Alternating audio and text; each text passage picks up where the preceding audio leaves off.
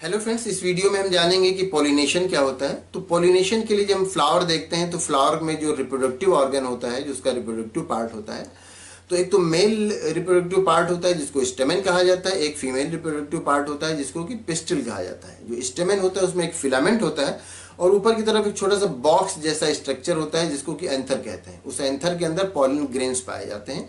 ये male reproductive part हुआ जिसको स्टेमेन कहा गया।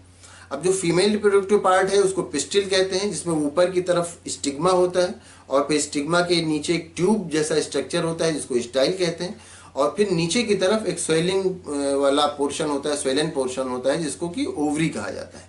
तो जो पिस्टिल होता है उसके 3 पार्ट हुए, ऊपर स्टिग्मा, उसके नीचे स्टाइल और उसके नीचे ओवरी।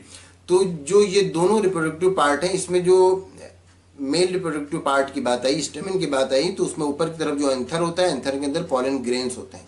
वो पॉलन ग्रेन्स जो पिस्टिल है उसके स्टिग्मा तक आते हैं और फिर वहां से स्टिग्मा पर वो जर्मिनेट करके और फिर वो आगे चल के फर्टिलाइजेशन होता है।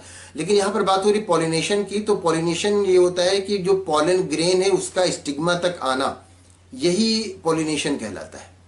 जो मेल रिप्रोडक्टिव पार्ट है उसमें जो एंथर पाया जाता है, एंथर के अंदर जो पॉलन ग्रेन है वो जब फीमेल रिप्रोडक्टिव पार्ट के सबसे ऊपर वाला पार्ट जो होता है जिसको कि स्टिग्मा कहा जाता है उस तक पहुंच जाए तो इसी को पॉलिनेशन कहा जाता है।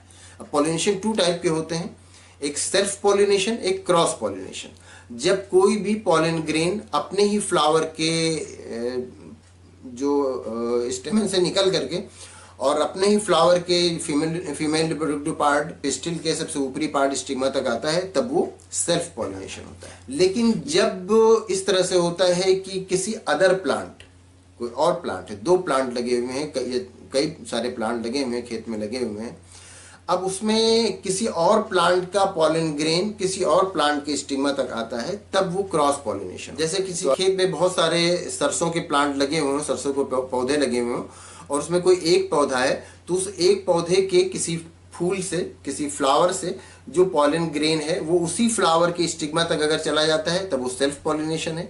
दूसरे सरसों के पौधे का जो उसके फूल में, उसके पुष्प में, उसके फ्लावर में जो स्टिग्मा पाया जा रहा है, जो फीमेल रिप्रोडक्टिव पार्ट पाया जा रहा है, वहां तक जाता है, तब वो क्रॉस पॉलिनेशन हो जाता है। तो अगर प्लांट एक ही रहेगा तो सेल्फ पॉलिनेशन रहेगा, अगर प्लांट चेंज हो जाएगा तब वो क्रॉस पॉलिनेशन हो जाता है। तो उम्मीद करते हैं ये वीडियो आपके लिए इन्फॉर्मेटिव होगी। Thank you.